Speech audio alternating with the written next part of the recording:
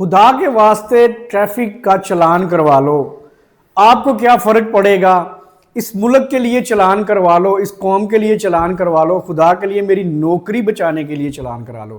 یہ وہ الفاظ ہیں جو آج گجرانوالہ کے ایک ٹریفک وارڈن نے مجھ سے کہی ہیں۔ واقعہ کچھ اس طرح سے ہے کہ میں آج جی ٹی روڈ سے گزر رہا تھا، مقام میں آپ کو نہیں بتاؤں گا، شاید اس بیچارے کی نوکری کہیں نہ چلی جائے۔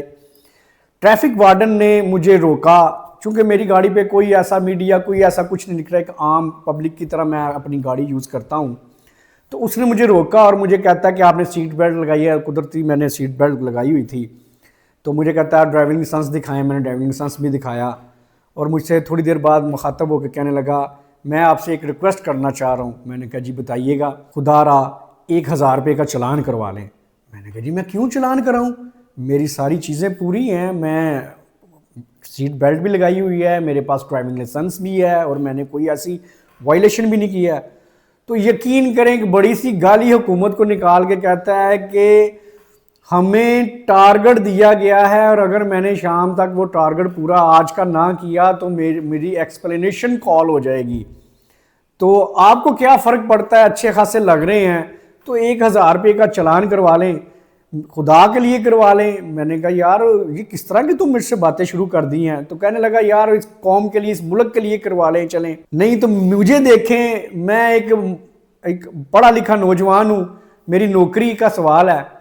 تو یقین کریں یہ سوچ کے میں بہت زیادہ آج پریشان ہوا ہوں، اور ورطہ حیرت میں مبتلا ہو چکا ہوں کہ یہ ہمارے ادارے کس طرف چل نکل پڑے ہیں، یہ کیا ہو رہا ہے اس ملک کے اندر۔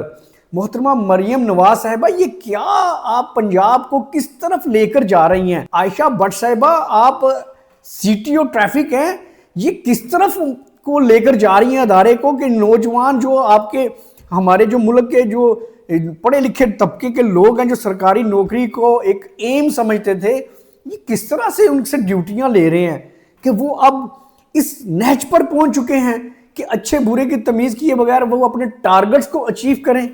یار یہ میں نہیں سمجھتا کہ یہ اس طرح سے ترقی ہوگی۔ ایک ٹارگٹ دیے جا رہے ہیں ان کو کہ جی آپ نے اتنے چلان کرنے ہیں، وگرنہ آپ کے ڈیوٹی میں یہ ایکسپلینیشنز کال ہو جائیں گی۔ ہم نے تو کبھی ایسا نہیں دیکھا ہے، کبھی ایسا سوچا نہیں ہے، ترقی یافتہ ممالک میں بھی شاید ایسا نہیں ہے۔ یہ آپ کس طرف لے کر جا رہے ہیں ملک کو؟ کیوں عوام کی بددعائیں لینے کی آپ نے ٹھان لی ہے؟ پہلے ہی مہنگائی کی چکی میں پس چکے ہیں۔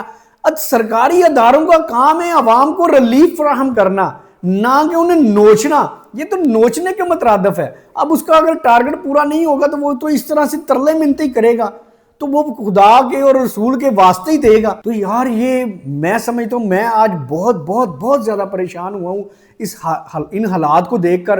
اور یقیناً وہ جو آپ آئے دن دیکھتے ہیں کہ رکشہ جلا دیا، موٹر سائیکل جلا دی، اور جھگڑے شروع ہو گئے ٹریفک وارڈن کے ساتھ، ہاتھا پائی شروع ہو گئی، گالم گلوچ ہو گیا، مار کٹائی ہو گئی، ایف آئی آرز ہو گئی۔